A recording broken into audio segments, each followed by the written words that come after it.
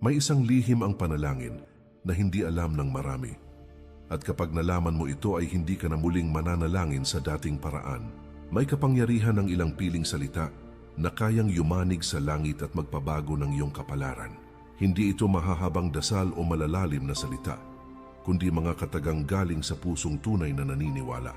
Sa sandaling maunawaan mo ito, mag-iiba ang paraan ng iyong pakikipag-usap sa Diyos. At ngayon, bubuksan natin ang 10 salita na dapat mong sabihin palagi sa Kanya. Bilang mga Pilipino na kilala sa matibay na pananampalataya, likas sa atin ang paglapit sa Diyos sa oras ng pangangailangan. Lumaki tayo na may rosaryo sa kamay at panalangin sa labi. Sa bawat pagsubok ng buhay, ang unang tinatawag natin ay ang Panginoon. Ngunit may mga pagkakataon na paulit-ulit nating sinasabi ang parehong mga salita nang hindi na natin nauunawaan ang lalim ng kahulugan nito. Ngayon ay babalikan natin ang kapangyarihan ng mga salitang dapat laging namumutawi sa ating bibig kapag tayo ay lumalapit sa Diyos. Sinasabi sa Psalm 55 verse 17, "Evening and morning and at noon I will pray and cry aloud and He shall hear my voice." Ipinapakita ng talatang ito na ang Diyos ay laging handang makinig sa atin sa bawat oras ng araw. Hindi siya napapagod makinig sa ating mga hinaing at pasasalamat. Ang kailangan lamang ay pusong handang magsalita at magtiwala. Kapag naunawaan natin ito, mas lalo tayong magkakaroon ng lakas ng loob na lumapit sa Kanya araw-araw. Bago tayo magsimula, mga mahal kong manunood, iniimbitahan ko po kayo na mag-subscribe sa ating channel para lagi po kayong updated sa mga bagong videos na aking gagawin. Paki-like na din ito at share sa iyong mga kaibigan at baguhin natin ang ating buhay sa pamamagitan ng mga salita ng Diyos. Sa inyong simpleng suporta ay mas marami pa tayong maaabot na mga kapatid na nangangailangan ng pag-asa. Ang bawat pag-share ay maaaring maging sagot sa panalangin ng isang taong naghahanap ng liwanag. Sama-sama nating palakasin ang ating pananampalataya bilang isang sambayanang nananalig sa Diyos. Hayaan nating ang bawat mensahe ay magsilbing ilaw sa bawat tahanan na makaririnig nito. Habang pinapakinggan mo ito, maaring may mabigat kang dinadala sa iyong puso. Maaring may mga panalangin kang matagal nang hinihintay na matupad. Ngunit tandaan mo na ang Diyos ay hindi natutulog at hindi nakakalimot sa Kanyang mga anak. Sa 10 salitang ito, matututuhan nating ilapit sa Kanya ang ating puso ng may buong pagtitiwala. Ihanda mo ang iyong sarili dahil maaring ito na ang sandali na babago sa iyong espiritual na buhay. Unang salita, salamat po Panginoon. Ang salitang salamat po Panginoon ay hindi lamang simpleng pagpapakita ng mabuting asal, kundi isang malalim na pagkilala sa kabutihan ng Diyos. Kapag binibigkas mo ito ng may katapatan, ay ipinapahayag mo na kinikilala mo ang Kanyang kapangyarihan sa iyong buhay. Bilang mga Pilipino na may pusong mapagpasalamat, natural sa atin ang magsabi ng salamat sa kapwa, ngunit mas dapat natin itong ibigay sa may kapal. Sa bawat biyayang natatanggap natin araw-araw, ay may dahilan upang sambitin ang mga salitang ito. Ang pusong marunong magpasalamat sa Diyos ay pusong patuloy na pinagpapala. Madalas tayong lumalapit sa Kanya upang humingi ng tulong at gabay. Nananalangin tayo kapag may problema sa pamilya, kalusugan o kabuhayan, no? Ngunit ang tunay na relasyon sa Diyos ay hindi lamang tungkol sa paghingi, kundi pati sa pagkilala sa Kanyang kabutihan. Kapag sinabi mong salamat po Panginoon kahit walang hinihingi, ay ipinapakita mo ang iyong pagtitiwala at pagmamahal sa Kanya. Sa ganitong paraan ay mas lalong tumitibay ang iyong pananampalataya. Sinasabi sa Psalm 100 verse 4, "Enter into His gates with thanksgiving, and into His courts with praise be thankful unto Him, and bless His name." Ipinapakita ng talatang ito na ang paglapit sa Diyos ay dapat laging may kasamang pasasalamat. Hindi tayo dapat pumasok sa Kanyang presensya na puno lamang ng reklamo at hinaing. Ang pagpapasalamat ay parang susi na nagbubukas ng pintuan patungo sa mas malalim na pakikipag-ugnayan sa Kanya. Kapag inuuna natin ang pasasalamat, ay mas nararanasan natin ang Kanyang kapayapaan. Ang pagsasabi ng salamat po Panginoon ay nagpapaalala sa atin na ang lahat ng mayroon tayo ay mula sa Kanya. Ang ating lakas, talino, pamilya at hanap buhay ay biyayang ipinagkaloob niya. Kahit ang mga pagsubok ay may dalang aral na dapat nating ipagpasalamat. Sa bawat sitwasyon ay may kabutihang maaaring makita kung magtitiwala tayo sa Kanyang plano. Kapag nasanay ang puso mo sa pasasalamat, ay mas nagiging positibo ang iyong pananaw sa buhay. Ugaliin mong simulan ang araw sa pagbigkas ng salamat po Panginoon. Sa gitna ng pagod at stress, ay bulungin mo pa rin ang mga salitang ito. Kapag may dumating na hindi inaasahang biyaya, ay agad mong kilalanin ang kanyang kamay. Kapag may pagsubok, ay piliin mong magpasalamat dahil alam mong may layunin siya.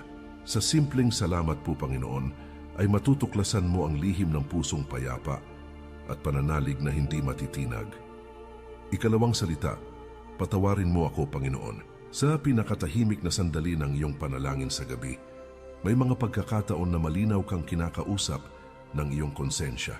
May mga alaala ng pagkakamali at pagkukulang na biglang bumabalik at unti-unting nagpapabigat sa iyong dibdib at isipan. Hindi ito nangyayari upang ikaw ay tuluyang panghinaan ng loob, kundi upang ikaw ay dalhin pabalik sa presensya ng Diyos na nagmamahal sa iyo. Kapag buong kababaang loob mong binibigkas ang patawarin mo ako Panginoon, ay binubuksan mo ang iyong puso sa kanyang walang hanggang awa at habag. Sa tapat na pag-amin na ito nagsisimula ang tunay at malalim na paghilom ng iyong kaluluwa na matagal nang naghahanap ng kapayapaan. Hindi lingid sa Diyos ang bawat lihim na pagkakasala at tahimik na pagkukulang na pilit nating itinatago sa paningin ng iba. Alam niya ang bawat pagkakataon na tayo ay nadapa dahil sa kahinaan ng laman at kakulangan ng pananampalataya. Gayunpaman siya ay hindi Diyos na mapanumbat o mapagparusa agad kundi isang ama na puspos ng malasakit at pag-unawa. Hinihintay lamang niya ang ating pagpapakumbaba at ang pusong handang magsisi at magbago. Ang paglapit sa kanya ng may luha sa mga mata ay hindi tanda ng kahinaan kundi patunay ng tapang na harapin ang katotohanan. Sinasabi sa Proverbs 28 verse 13, "He that covereth his sins shall not prosper, but whoso confesseth and forsaketh them shall have mercy." Ipinapaalala ng talatang ito na ang pagtatago ng kasalanan at pagdadahilan ay hindi kailanman magdadala ng tunay na pagpapala sa buhay. Ngunit ang tapat na pag-amin at ang seryosong pagtalikod sa maling gawain ay magbubukas ng pintuan ng habag at awa ng Diyos. Hindi niya tayo itinataboy o hinuhusgahan agad kapag tayo ay lumalapit sa Kanya ng may pagsisisi at pagpapakumbaba. Sa halip ay tinatanggap niya tayo ng buong pagmamahal at binibigyan ng panibagong pagkakataon upang maituwid ang ating landas. Ang paghingi ng tawad sa Diyos ay maihahambing sa isang maruming damit na matagal nang nabahiran ng mantsa at alikabok. Habang ito ay hindi nililinis, ay patuloy na nananatili ang bahid at unti-unting sumisira sa kabuuan nito. Ngunit kapag ito ay maingat na nilabhan at tinalagaan, ay bumabalik ang dating kaputian at linis nito. Ganito rin ang ginagawa ng Diyos sa ating puso kapag tayo ay lumalapit sa Kanya ng may tunay na pagsisisi. Nililinis niya ang ating pagkatao at ibinabalik ang ating dignidad bilang Kanyang minamahal na mga anak. Sa bawat gabi na ikaw ay luluhod at tatahimik sa harap ng Panginoon, alalahanin mong walang kasalanang hihigit sa Kanyang dakilang pag-ibig. Ibulong mo sa Kanya ang iyong mga pagkukulang at hayaang ang Kanyang biyaya ang maghilom sa mga sugat na hindi kayang pagalingin ng mundo. Isuko mo ang iyong kahinaan at tanggapin ang Kanyang kapatawaran ng may buong pagtitiwala at pananampalataya. Bitawan mo ang bigat ng guilt at kahihiyan na matagal mo nang pasan sa iyong puso at isipan. Sa tuwing sasabihin mo ang "Patawarin mo ako, Panginoon," ay mararanasan mo ang kalayaan at bagong pag-asa na tanging siya lamang ang makapagbibigay. Ikatlong salita, nagtitiwala ako sa iyo, Panginoon. Sa mundong puno ng kawalan ng katiyakan at biglaang pagbabago, madaling lamunin ng takot ang puso ng tao. May mga araw na tila hindi malinaw ang direksyong tatahakin at ang kinabukasan ay nababalot ng pag-aalala. Sa ganitong mga sandali, ang pagbigkas ng "Nagtitiwala ako sa iyo, Panginoon" ay isang deklarasyon ng pananampalataya na lumalaban sa pangamba. Hindi ito simpleng mga salita, kundi isang matibay na paninindigan na ang Diyos ang may hawak ng lahat. Kapag pinili mong magtiwala, inilalagay mo ang iyong buhay sa kamay ng may kapal na hindi nagkakamali. May mga pagkakataon na hindi nasusunod ang ating mga plano at pangarap sa buhay. May mga panalangin na tila natatagalan bago masagot, at may mga pintuang biglang nagsasara sa ating harapan. Sa halip na mawalan ng pag-asa, doon mas kailangan ang matatag na pagtitiwala sa Diyos. Ang kanyang pananaw ay higit na mas malawak kaysa sa ating limitadong pag-unawa. Ang kanyang mga plano ay laging para sa ating ikabubuti, kahit hindi natin agad nakikita ang kabuuan nito. Sinasabi sa Proverbs 3 verse 5, "Trust in the Lord with all thine heart, and lean not unto thine own understanding." Ipinapaalala ng talatang ito na ang tunay na pagtitiwala ay hindi kalahati lamang kundi buong puso. Hindi tayo dapat umasa lamang sa sariling talino at kakayahan. May mga bagay na lampas sa ating kontrol, ngunit kailanman ay hindi lampas sa kapangyarihan ng Diyos. Kapag ibinigay natin sa Kanya ang ating buong tiwala, ay mas nagiging panatag ang ating kalooban. Ang pagtitiwala sa Diyos ay parang isang batang mahigpit na kumakapit sa kamay ng kanyang ama. Habang tumatawid sa mataong kalsada, maaring hindi niya lubos na nauunawaan ang lahat ng nangyayari sa paligid, ngunit sigurado siyang ligtas siya. Ganito rin ang kalagayan ng isang pusong tunay na nagtitiwala sa Panginoon. Maaaring hindi malinaw ang lahat ng detalye ng bukas, ngunit may katiyakan na may gumagabay. Sa bawat hakbang ng pananampalataya, ay mas nararanasan ang kapayapaan na nagmumula sa Kanya. Kapag dumating ang mga pagsubok at tila nauubos ang iyong lakas, piliin mong ipahayag ang iyong pagtitiwala sa Diyos. Sa gitna ng problema sa pamilya, trabaho o kalusugan, ay ipaalala sa sarili na hindi ka nag-iisa. Ilagay mo sa Kanyang mga kamay ang iyong mga pangarap, takot at mga desisyong kailangang gawin. Maniwala ka na ang bawat pangyayari ay may layunin sa ilalim ng Kanyang perpektong kalooban.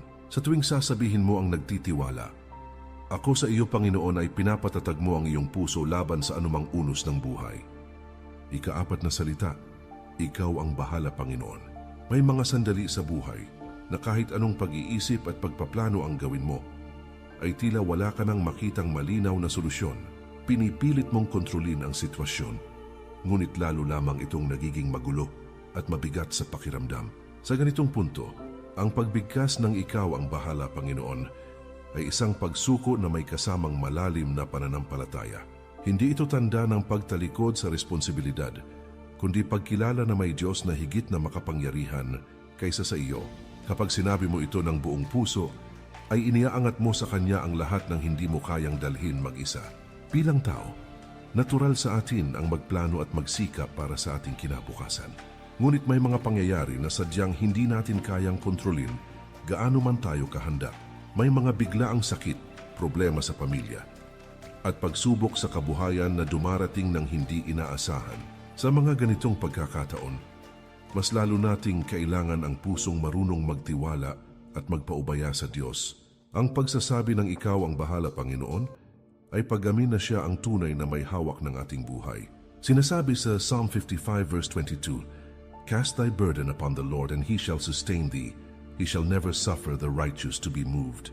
Ipinapakita ng talatang ito na maaari nating ihagis sa Diyos ang lahat ng ating mga pasanin. Hindi niya tayo pababayaan kapag inilagay natin sa Kanya ang ating mga alalahanin.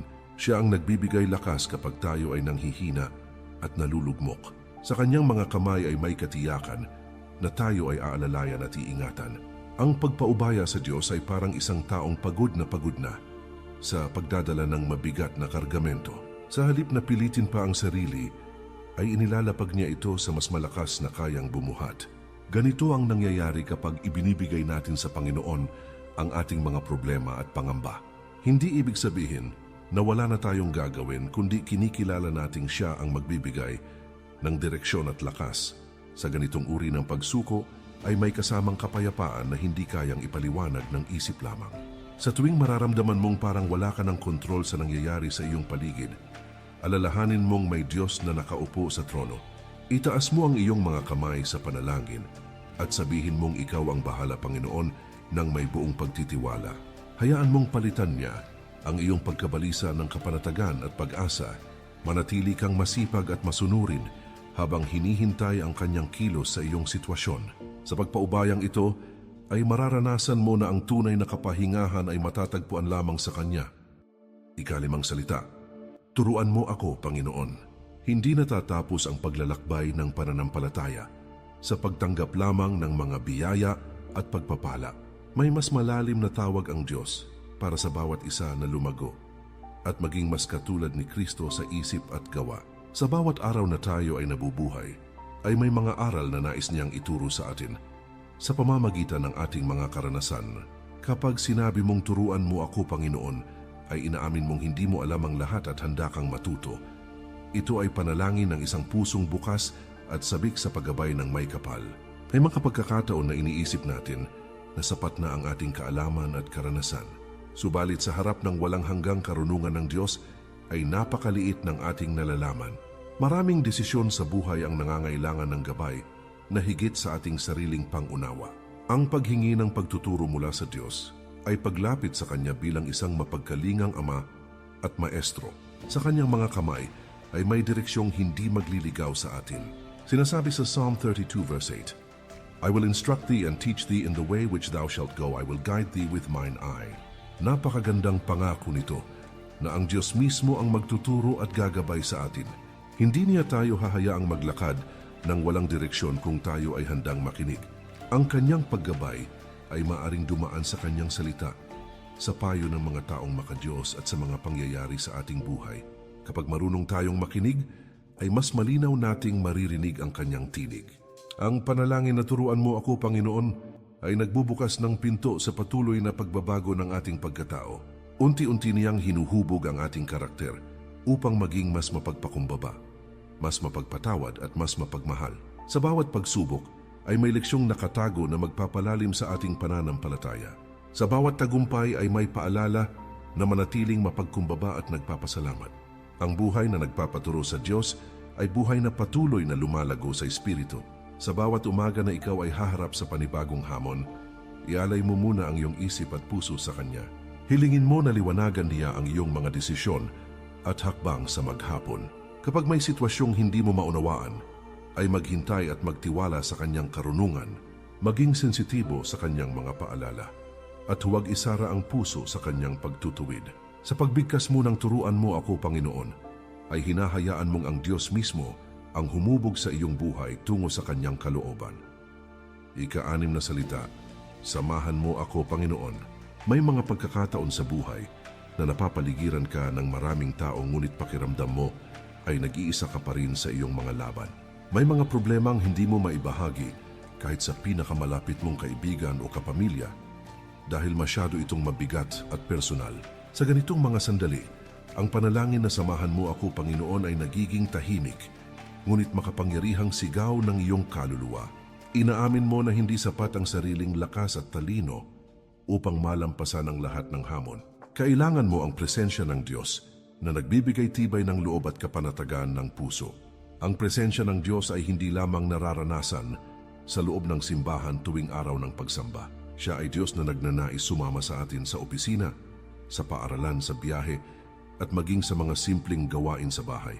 Kapag hiniling mong samahan Kanya, ay inaanyayahan mo siyang maging bahagi ng bawat pagdedesisyon at pagkilos mo. Sa kanyang presensya ay may kapayapaan na hindi kayang sirain ng ingay at kaguluhan ng mundo. Ang pusong may kamalayan na kasama ang Diyos ay hindi madaling matinag ng takot at pagdududa. Sinasabi sa Isaiah 41 verse 10, Fear thou not, for I am with thee. Be not dismayed, for I am thy God. I will strengthen thee, yea, I will help thee. Yea, I will uphold thee with the right hand of my righteousness. Napakatibay ng pangakong ito na hindi niya tayo iiwan o pababayaan sa oras ng ating pangangailangan. Hindi niya ipinangakong mawawala ang lahat ng pagsubok, ngunit tiniyak niya na may kasama tayo sa pagharap dito. Ang kanyang presensya ang nagbibigay lakas kapag tayo ay nanghihina at halos sumuko na. Sa bawat sandali ng pangamba, ay may kapayapaan kapag pinanghahawakan natin ang kanyang salita. Ang paghingi ng samahan ng Diyos ay parang isang bata na mahigpit na kumakapit sa kamay ng kanyang magulang habang naglalakad sa madilim na lugar.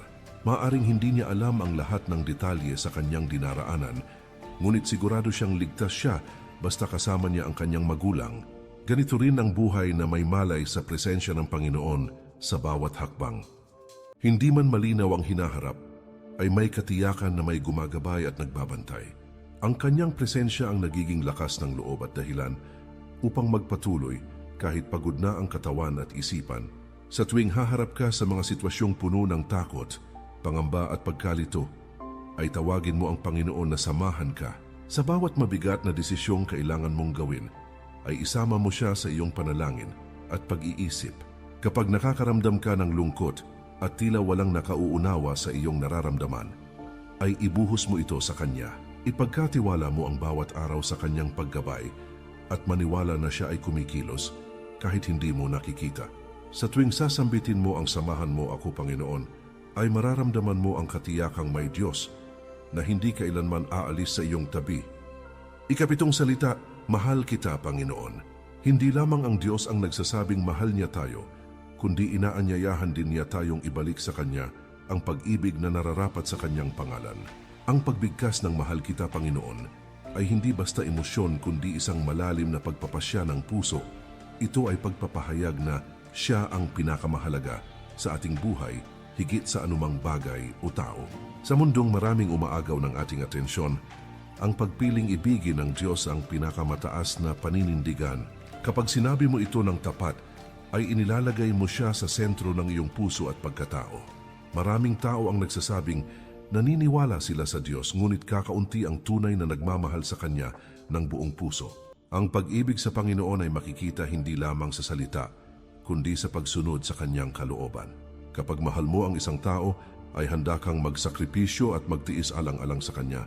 Ganito rin ang pag-ibig sa Diyos na may kasamang katapatan at pagsunod.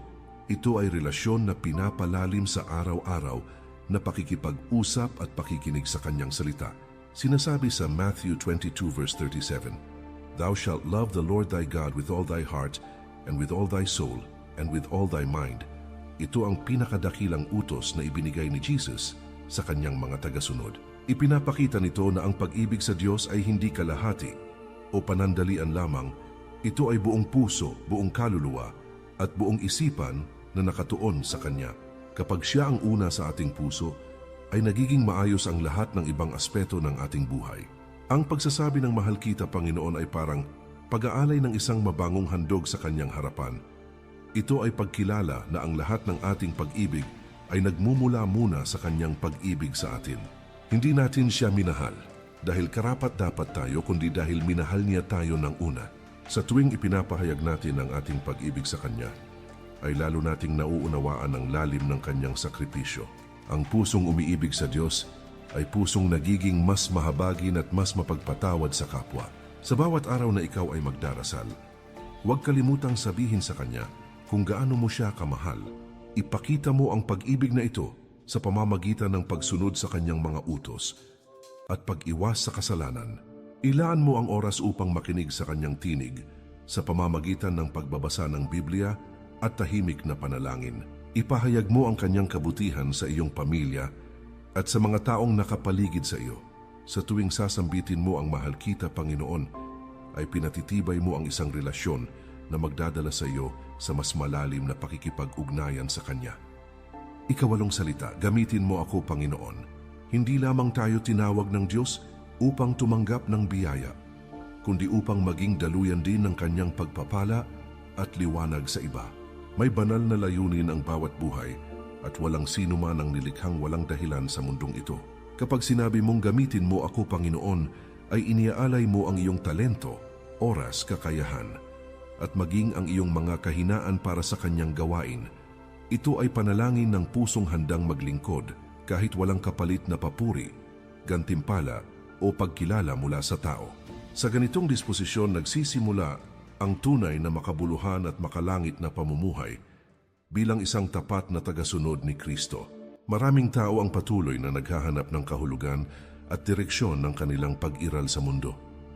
Sinusubukan nilang punan ang kakulangan sa puso sa pamamagitan ng material na bagay, tagumpay at pansamantalang kasiyahan.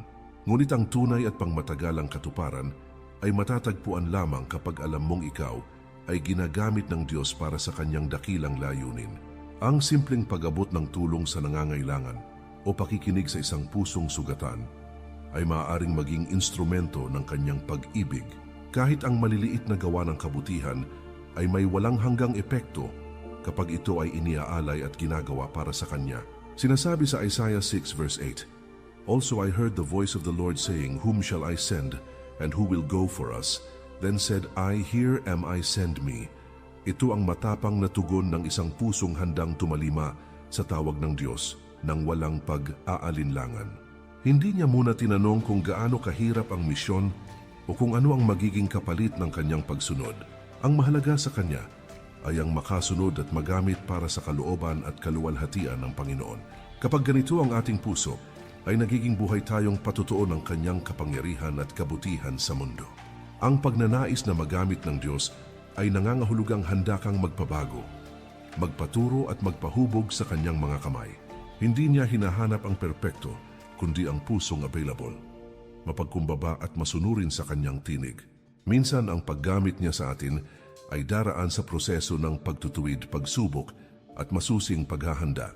Sa bawat karanasang ito ay mas lalo tayong inihahanda para sa mas malawak at mas makabuluhang responsibilidad. Ang buhay na lubusang iniaalay sa Diyos ay buhay na nagiiwan ng marka na may walang hanggang kabuluhan. Kapag nakikita mo ang pangangailangan sa iyong pamilya, komunidad o simbahan ay huwag ipikit ang iyong mga mata at puso. Ipanalangin mo na ipakita ng Diyos kung paano ka maaaring maging kasangkapan ng kanyang sagot sa problema ng iba. Ialay mo sa kanya ang iyong kakayahan. Kahit sa tingin mo ay maliit, kulang o hindi sapat, maniwala ka na kayang paramihin ng Diyos ang anumang ibinibigay mo kapag ito ay may kasamang pananampalataya. Sa tuwing sasabihin mo ang gamitin mo ako Panginoon, ay pinipili mong maging buhay na alay at instrumento ng kanyang pag-ibig at kapangyarihan sa mundong ito. Ikasyam na salita, sumasamba ako sa iyo Panginoon. Sa gitna ng abalang buhay at walang tigil na gawain sa araw-araw, madaling makalimutan na ang Diyos ay karapat-dapat sambahin at parangalan. Hindi lamang siya Diyos na tumutugon sa ating mga panalangin, kundi siya ang banal na hari na dapat dakilain ng bawat nilalang.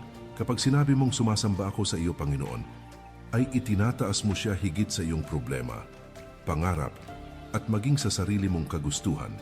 Ito ay malinaw na pagkilala sa kanyang kabanalan, kapangyarihan, at walang kapantay na kadakilaan sa buong sansinukob. Ang pagsamba ay hindi lamang pag-awit ng mga papuri, kundi pusong lubos na nagpaparangal at sumusuko sa kanya. Maraming tao ang marunong humingi ng tulong at pagpapala, ngunit kakaunti ang tunay na marunong sumamba nang walang hinihintay na kapalit. Ang pagsamba ay hindi nakabatay sa ating emosyon o sitwasyon, kundi sa katotohanan kung sino ang Diyos sa ating buhay. Kahit may dinadala kang mabigat na problema, ay maaari ka pa ring lumuhod at magbigay ng papuri sa Kanya. Sa katunayan, ang pagsamba sa gitna ng paghihirap at luha ang isa sa pinakamalalim at pinakamatatag na anyo ng pananampalataya. Dito natin ipinapakita na siya pa rin ang Diyos at karapat-dapat sambahin anuman ang ating pinagdaraanan. Sinasabi sa Psalm 95 verse 6, O come, let us worship and bow down, let us kneel before the Lord our Maker. Inaanyayahan tayo ng talatang ito na lumapit sa Diyos ng may pagpapakumbaba at may paggalang sa kanyang banal na presensya. Ang pagluhod ay simbolo ng pagkilala na siya ang ating manlilikha at tayo ay kanyang nilikha na umaasa lamang sa kanyang biyaya. Kapag tayo ay sumasamba, ay ibinababa natin ang ating sarili at buong pusong itinataas ang kanyang pangalan sa ibabaw ng lahat. Sa ganitong uri ng pagsamba, ay mas nararanasan natin ang lalim ng kanyang presensya at kapayapaan. Ang pagsamba ay parang pag-aalay ng pinakamabango at pinakamahalagang handog sa trono ng Diyos na may kalakip na paggalang at pag-ibig. Hindi ito para dagdagan ang kanyang kapangyarihan, kundi upang baguhin ang ating puso at isipan. Habang siya ay ating dinadakila at pinupuri, ay tayo ang mas lalong napupuno ng lakas, pag-asa at kagalakan. Ang pusong sumasamba ay hindi madaling lamunin ng takot, inggit o pagdududa sa sarili. Ito ay pusong nakatuon sa kadakilaan ng Diyos kaysa sa laki at bigat ng anumang problema. Sa bawat araw na ikaw ay gigising, at bago ka magsimula sa iyong mga gawain, maglaan ka ng sandali upang siya ay purihin at parangalan. Itaas mo ang iyong tinig sa panalangin o awit kahit walang ibang nakaririnig kundi ang Diyos lamang. Ituon mo ang iyong isip at damdamin sa kanyang katapatan at kabutihan na paulit-ulit mong naranasan sa iyong buhay. Hayaan mong ang iyong pamumuhay, pakikitungo sa kapwa at mga desisyon ay maging patuloy na anyo ng pagsamba sa Kanya. Ika-10 salita, nasa iyo ang buhay ko, Panginoon. Darating sa punto ng buhay na mapagtatanto mo na ang lahat ng iyong pinaghirapan na ipundar at naabot ay maaaring mawala sa isang iglap. Ang tunay na seguridad ay hindi matatagpuan sa pera, posisyon o papuri ng tao kundi sa kamay ng Diyos na may hawak ng bawat tibok ng iyong puso. Kapag sinabi mong nasa iyo ang buhay ko, Panginoon, ay ibinibigay mo sa Kanya ang kabuuan ng iyong pagkatao, plano at kinabukasan. Ito ay isang malalim na pagsuko na may kasamang matatag na pagtitiwala sa Kanyang perpektong kalooban. Sa ganitong panalangin ay kinikilala mong Siya ang pinagmulan at layunin ng iyong pag-iral. Hindi madaling isuko ang kontrol ng sariling buhay at mga pangarap. Bilang tao ay likas sa atin ang gustong masunod ang ating kagustuhan at direksyon. May mga pagkakataon na ipinipilit natin ang sariling plano kahit malinaw na hindi ito ang tamang landas. Kapag inilagay mo ang iyong buhay sa Diyos, ay tinatanggap mong mas mataas ang Kanyang karunungan kaysa sa iyong pag-unawa. Sa ganitong uri ng pagsuko, ay may kapayapaan na hindi kayang ibigay ng anumang bagay sa mundo. Sinasabi sa Galatians 2 verse 20, I am crucified with Christ. Nevertheless, I live yet not I, but Christ liveth in me. And the life which I now live in the flesh, I live by the faith of the Son of God, who loved me and gave Himself for me. Ipinapakita ng talatang ito na ang buhay ng isang tunay na mananampalataya ay hindi na lamang umiikot sa sariling kagustuhan. Ito ay buhay na pinamumunuan at kinagabayan ni Kristo sa bawat araw. Kapag Siya ang naghahari sa ating puso, ay nagkakaroon ng bagong direksyon at malinaw na layunin ng ating pamumuhay. Ang ating mga desisyon at pangarap ay unti-unting naayon sa Kanyang banal na plano. Ang pagbigkas ng nasa iyo ang buhay ko, Panginoon, ay parang pagtayo sa isang matibay na bato na hindi matitinag ng malakas na alon. Maaring magbago ang sitwasyon at maaring dumaan ang matitinding pagsubok, ngunit nananatiling tapat ang Diyos. Kapag Siya ang sentro ng iyong buhay, ay hindi ka madaling masira ng kabiguan o panghihina. Ang bawat tagumpay ay iniaalay mo sa Kanya, at ang bawat pagkatalo ay ipinagkakatiwala mo sa Kanyang layunin. Sa ganitong pananaw ay nagiging malinaw na ang iyong buhay ay may direksyon na itinakda ng may kapal. Habang nagpapatuloy ka sa iyong paglalakbay araw-araw, piliin mong ipagkatiwala sa Diyos ang lahat ng aspeto ng iyong buhay. Ialay mo sa Kanya ang iyong pamilya, trabaho, pangarap, at maging ang mga bagay na kinatatakutan mo. Magtiwala ka na ang may likha ng iyong kaluluwa ay higit na nakaalam ng pinakamabuti para sa iyo. Magpatuloy kang lumakad sa pananampalataya kahit may mga bagay na hindi mo paganap na nauunawaan. Ang Diyos ay hindi naghahanap ng perpektong tao, kundi pusong handang sumunod at magtiwala. Sa bawat salamat po, Panginoon, ay pinalalalim mo ang iyong pasasalamat. Sa bawat patawarin mo ako, Panginoon, ay nililinis niya ang iyong puso. Sa bawat nasa iyo ang buhay ko, Panginoon, ay ibinibigay mo sa Kanya ang kabuuan ng iyong pagkatao. Ang mga salitang ito ay tila simple, ngunit may kapangyarihang baguhin ang takbo ng iyong espiritual na buhay. Sinasabi sa James 1 verse 22, But be ye doers of the word and not hearers, only deceiving your own selves. Ang talatang ito ay paalala na ang pakikinig lamang ay hindi sapat. Ang tunay na pananampalataya ay nakikita sa pagkilos at pagsasabuhay ng mga natutunan. Kapag isinabuhay mo ang mga salitang ito sa iyong araw-araw na pamumuhay, ay makikita ang bunga nito sa iyong pamilya at komunidad. Sa ganitong paraan nagiging buhay na patutuo ka ng kabutihan at kapangyarihan ng Diyos.